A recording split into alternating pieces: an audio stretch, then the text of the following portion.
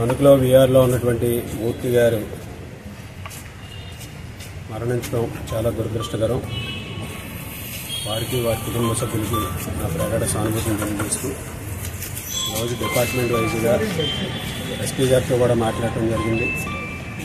వారు అన్ని విధాలుగాను కూడా దీని మీద ఎంక్వైరీ చేసి ఏ విధంగా ముందుకు వెళ్ళాలనేది, ఏం జరిగిందనేది వారు ఎంక్వైరీ చేసి దాని ద్వారా తెలుసుకొని వారికి వారి కుటుంబానికి న్యాయం చేసే విధంగా ఈరోజు ముందుకు వెళ్తామని ఎస్పీ గారు చెప్పడం జరిగింది.